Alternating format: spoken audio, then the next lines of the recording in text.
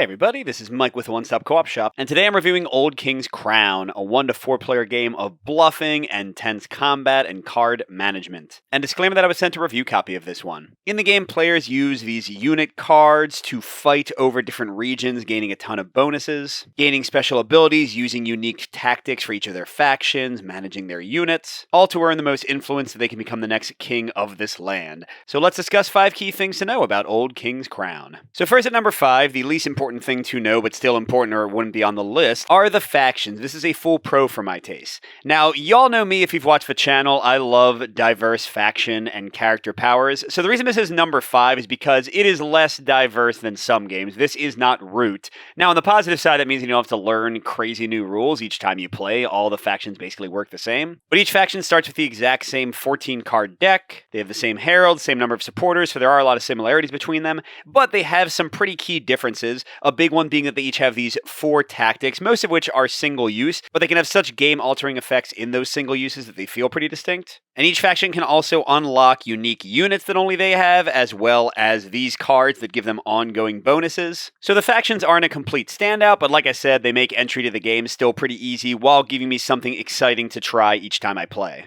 My number 4 point, also a full pro, is the Automa by Ricky Royal. This is great. This game, as we'll discuss in a second, is a lot about bluffing and kind of making guesses about where your opponent is going. So they did a good job of mixing information and obfuscation. For example, you can see on the back of the cards that control the Automa's behavior what they might be doing. Although sometimes the scheme cards can lie and they actually prioritize something else than what they said on the back. Very fun. Similarly, you can see the relative power level of the cards they place on regions, but they can fool you because it might be a different type of unit than you thought it was. But when you get down to it, the Automa plays very smoothly. They have a nice player aid to keep you going with it. You can use it in competitive play and even cooperative play. It's got these fog cards it's going to use every turn to give you new challenges and kind of model the different powers players can earn. And in a super cool touch that I've never seen before, they've got these cards that allow you to modify the difficulty of the Automa up or down, make them harder or easier in just a billion ways. It's really fun how much power they give to the player to modify their experience to suit their tastes. My number 3 is also a full pro, and that's the card management in the game. So you'll have a hand of cards each round, and you are pulled in so many directions with these, because you need to use one card a round to bid and get these amazingly powerful kingdom cards, and the higher card you use,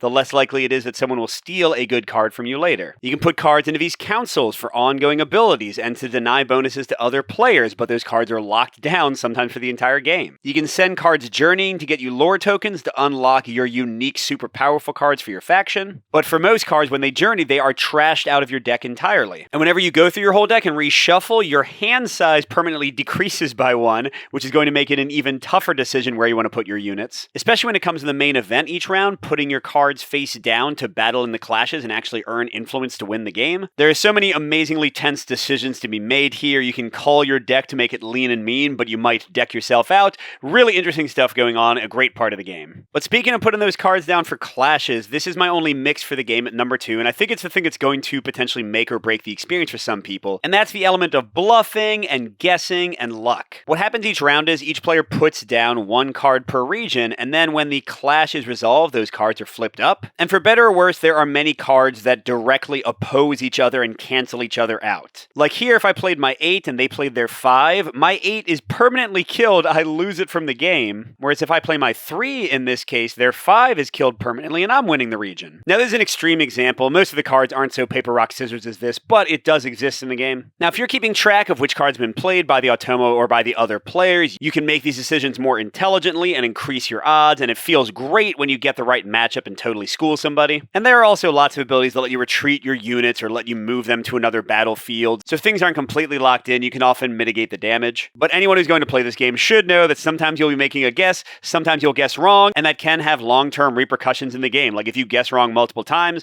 they'll be unlocking extra bonuses, they might be permanently killing your cards. It could really put you in a deficit that could continue for the rest of the game. And quick note that this randomness can be exacerbated in the solo mode because you have the fog cards, and some of them might be way worse than others in the given situation. The ambition cards will sometimes steal your kingdom cards and sometimes won't. So there is a lot going into the game. It's still going to be a lot of fun, at least it has been for me, but there are also several points of potential frustration. But all that being said, my number 1 point, the most important thing to know about the game, is a full pro, and here I'm focusing on on the abilities in the game and the actions you can use and kind of the cool stuff you're getting to do on your turns. Because your character cards have tons of cool powers. You can flank, you can retreat, you can retrieve people and bring them back to help you manage your deck more easily. And as you unlock the unique stuff for your faction, those abilities get even cooler. But one of my favorite things in the game is up here, the Kingdom cards. There's a huge deck of these, and they have incredible game-breaking powers. And there are just so many cool combos combined with the faction abilities to discover here. So many awesome tricks you can pull off to turn a nasty loss in a key region into a victory. It's really quite exciting and fun, and just gives you something awesome to discover every time you play. So overall, the Old King's Crown has been a very nice surprise recently. I really enjoy the core gameplay. I think Ricky Royale's Automa is genius, and it is so cool how much you can modify it with the heat system. So if you like games like Root or Oath or Pax Familiar 2nd Edition, like that leader games or that whole Ricky Royale solo ideology,